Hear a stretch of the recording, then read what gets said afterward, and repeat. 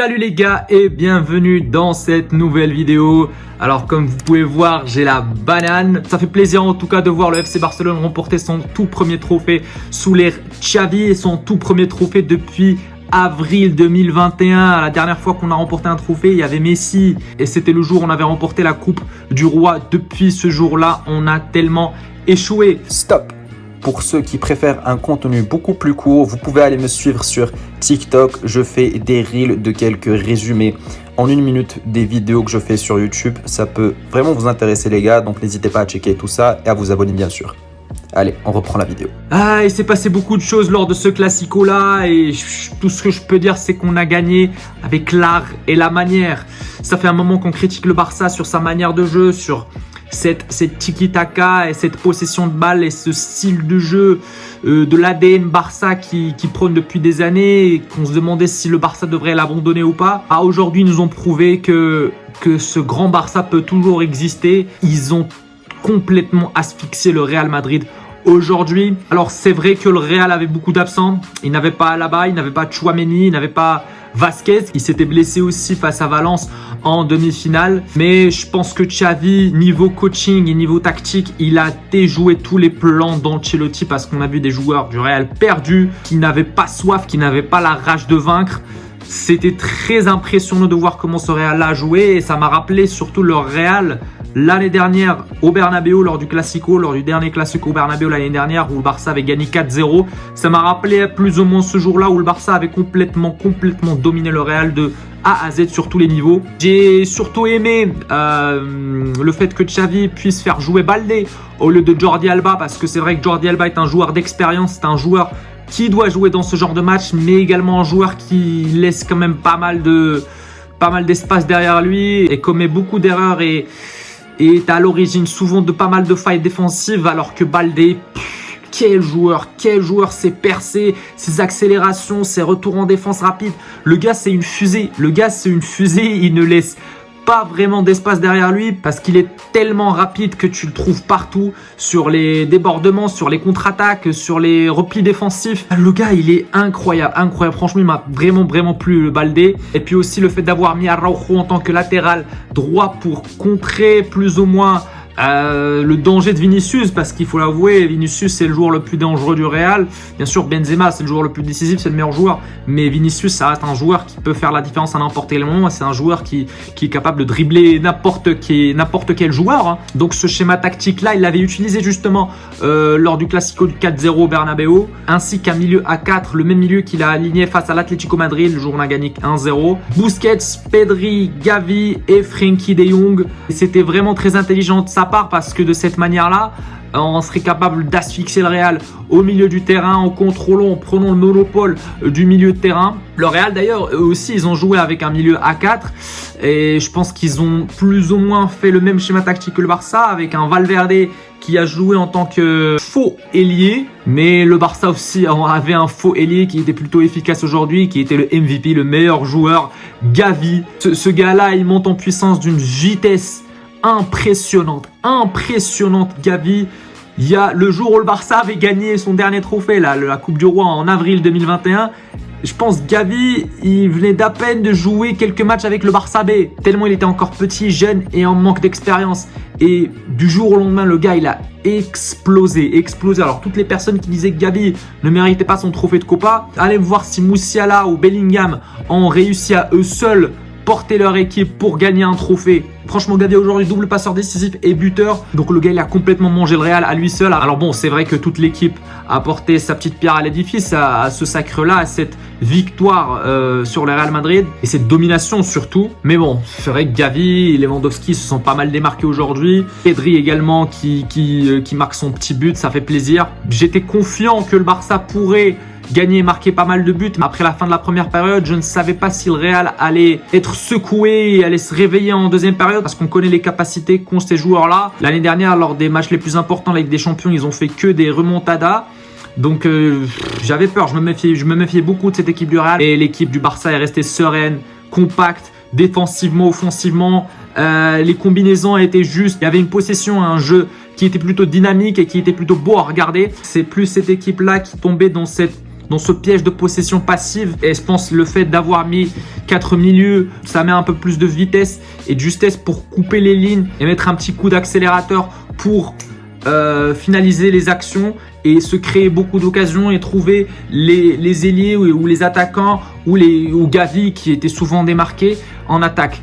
Donc c'était très intéressant à regarder. C'était aussi très intéressant de voir, comme j'ai pu le dire, Baldé qui a bloqué tous les débordements de Valverde. Depuis septembre, il fait une saison somptueuse, Valverde. Mais depuis le retour de la Coupe du Monde, il n'est pas rassurant à l'image de pas mal de joueurs du Real Madrid. Même Benzema, je l'ai trouvé un petit peu absent. Il y avait trop de déchets. Même si bon, il a marqué un but. Bon, il a été récompensé parce que c'est Benzema et ça reste un joueur qui peut marquer à n'importe quel moment. Mais même en marquant un but, globalement, il n'a rien fait aujourd'hui. Trop de passes imprécises, trop de déchets comme j'ai pu le dire. Manque de justesse. Et après, je trouve qu'aussi que tout s'est joué aujourd'hui sur le double marquage qu'on a fait sur Dembélé. Donc, je pense que le schéma tactique d'Ancelotti était très défaillant parce que le fait de mettre beaucoup de joueurs en marquage de Dembélé, ça libère énormément d'espace et ça crée un énorme déséquilibre. Et c'est ce qu'a provoqué, je pense, Camavinga. Et c'est là où on se rend compte que des joueurs comme Casemiro manquent dans cette équipe-là. Certes, Tchouaméni faisait plus ou moins bien le taf, mais aujourd'hui, sans Tchouaméni, on a senti que Camavinga n'était pas capable de suivre le rythme de cette rencontre. C'est pour ça qu'Ancelotti l'a remplacé à la fin de la première période. Le fait d'être trop focus sur Dembélé, qui certes est un joueur dangereux comme Vinicius, qui est capable de déborder à n'importe quel moment et de dribbler, de dépasser n'importe quel joueur de par ses capacités de dribble et sa vitesse, sa pointe de vitesse et ses accélérations inopinées. Mais voilà, ça libérait beaucoup d'espace et ça libérait des couloirs pour des Gavi et des Baldé qui en ont profité pour marquer des buts. Et puis voilà, comme j'ai pu le dire, moi, à chaque but du Barça, je m'attendais à voir du répondant de la part du Real, mais ils n'étaient pas là parce que j'avais l'impression qu'ils étaient sonnés. Parce que le Barça, aujourd'hui, comme j'ai pu le dire au début de cette vidéo, ils ont gagné avec l'art et la manière. Ils ont été correct, défensivement, offensivement, par le but qu'a marqué Benzema, bon, ça arrive en toute fin de rencontre et c'est pas si grave que ça. Et heureusement que ça arrive en toute fin de rencontre parce que si ça aurait été arrivé, je crois, à la 70e minute, on aurait peut-être vu une fin de rencontre plutôt tumultueuse. Mais bon, heureusement que ça arrive en fin de rencontre, mais franchement, le Barça, s'il continue sur cette même rythmique-là, ils peuvent tout remporter. Vraiment, la vérité. Parce que même en voyant ce qu'a proposé le Barça aujourd'hui, la vérité, ils auraient pu gagner avec un 6-0. Facile, sans un Thibaut Courtois qui a sorti pas mal d'arrêts face à des tirs de Lewandowski et d'autres arrêts décisifs qu'il a fait. Celui contre Dembélé aussi, je me rappelle. C'était, je pense, le seul bon joueur du Real aujourd'hui avec un petit peu Vinicius. Sinon, le reste des joueurs, ils étaient absents, ils étaient out de cette rencontre-là. Et vraiment, tant mieux, vraiment merci d'avoir été absent et merci d'avoir eu la tête ailleurs. Et puis voilà, je pense qu'il faut qu'on parle de ce petit là, de ce Gavi. Quelle masterclass, c'est le plus jeune joueur à avoir été buteur et passeur décisif lors d'un Classico. Le gars, il a 18 ans. Qu'est-ce que vous étiez en train de faire, vous, à 18 ans, s'il y en a qui regardent la vidéo? Le gars est impressionnant. Il progresse de plus en plus et il s'arrête pas de progresser. Et tu as l'impression qu'à 18 ans, il est déjà mature. Il me rappelle un certain Carlos Alcaraz. Rien à voir avec le football, mais Carlos Alcaraz, 19 ans au tennis. Ils ont plus ou moins le même caractère. Ces deux Espagnols, ces deux bêtes qui se battent jusqu'au bout, qui ne lâchent jamais et qui ont une personnalité, un caractère très fort. Faut avoir ça à 18 ans, franchement, chapeau. Et puis sans oublier la charnière défensive qui commence de plus en plus à être efficace. C'est Christensen, Koundé, Araujo, franchement. Avec cette charnière défensive-là, s'il ne continue pas à se blesser, je pense qu'on commence à avoir une défense de plus en plus infranchissable et avec un gardien aussi qui est de plus en plus en forme. Et il nous a sauvés en demi-finale lors des tirs au but face au Betis. Franchement, je ne peux être que content et heureux aujourd'hui et mettre ma petite veste du Barça. Ça fait plaisir, ça fait vraiment plaisir et c'est le premier titre, comme j'ai pu le dire, depuis le départ de Messi. Donc évidemment, ce n'est que le début de cette ère de Xavi qui va prendre confiance de plus en plus. On a été dur avec Xavi, avec le Barça, surtout récemment. Certes, il faut être dur, il faut être critique face aux performances du Barça quand ils ne sont pas bons.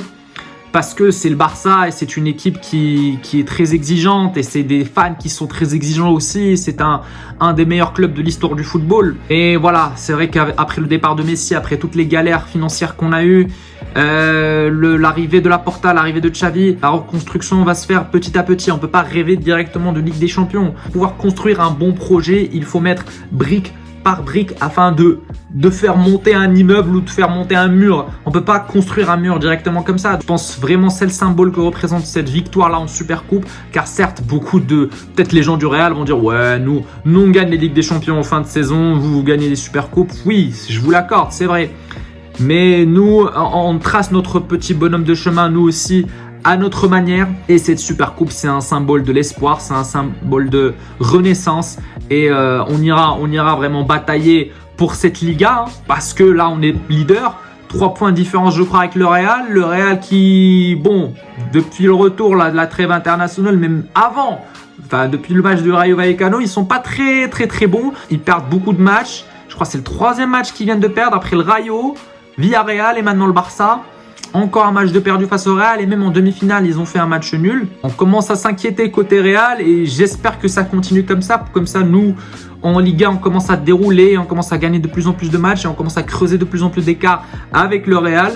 Et je peux même dire qu'on peut maintenant battre le Manchester United. C'est tellement fou comment le football peut changer d'un match à l'autre et d'une rencontre à l'autre. Et franchement, avec cette attitude-là et surtout ce trophée-là, c'est vraiment un trophée. Ce n'est même pas un match gagné avec l'art et la manière contre le Real Madrid. Ce n'est pas seulement un classico, c'est surtout un trophée. Donc il y a beaucoup de symboles dans cette victoire-là. Et elle a beaucoup de signification pour les joueurs et pour l'entraîneur et pour tout le staff technique et pour tout le club de manière générale. Et je peux même dire que c'est le meilleur match de la saison du Barça. L'année dernière, leur meilleur match, c'était le Real. Le 4-0 au Bernabéu. Et là, pareil, on réalise une masterclass face au Real Madrid en finale de Supercoupe. Donc la question que je vais vous poser aujourd'hui, les gars, c'est concernant le Barça, bien sûr. Est-ce que vous pensez que le Barça peut remporter d'autres titres cette saison, à savoir la Ligue Europa ou la Liga? C'est les deux compétitions, ils sont encore en lice. Certes, ils sont encore en lice en Coupe du Roi. Ils peuvent aussi la remporter, on ne sait jamais. Mais en tout cas, ils sont toujours en lice en Coupe du Roi, en Ligue Europa et en Liga. Est-ce que vous les voyez faire carton plein cette saison-là? Donc, est-ce que vous les voyez remporter tous ces trophées-là? Dites-moi ce que vous en pensez en commentaire, les gars. J'espère qu'il y aura des réponses comme ça fera un petit débat. Et c'est aussi fou qu'en un petit laps de temps qui est assez court, Xavi est passé d'un coach qui était proche de la porte de sortie, hein, parce qu'on commençait de plus en plus à douter, de voir que le gars, son ratio de matchs gagnés n'est pas du tout bon par rapport à ses prédécesseurs surtout. Et là, d'un coup, il devient champion et il remporte le premier titre avec le Barça. Et je pense que c'était le moment pour lui de prouver qu'il est capable de remporter un titre avec le Barça et avec l'art et la manière, encore une fois, contre le Real Madrid. Franchement, c'est beau ce qui est en train de se passer. J'espère que le Barça va continuer sur cette même lancée. En tout cas, les gars, c'était tout pour cette vidéo. Je m'excuse si ça a été long un petit peu parce que, bon, vous devrez comprendre. Ça fait plaisir et j'avais tellement de choses à dire et beaucoup de choses qui sont sorties du cœur lors de cette vidéo-là et c'est un petit brin d'optimisme, hein, j'ai envie de dire. N'hésitez pas à vous abonner comme d'habitude, à activer la cloche pour ne rater aucune de mes vidéos, à liker, à commenter pour le référencement et à partager avec vos amis. C'est très important également pour faire grandir la chaîne. Maintenant, vous connaissez la chanson et nous, les gars, on se retrouvera lors d'une prochaine vidéo. Prenez soin de vous. Ciao!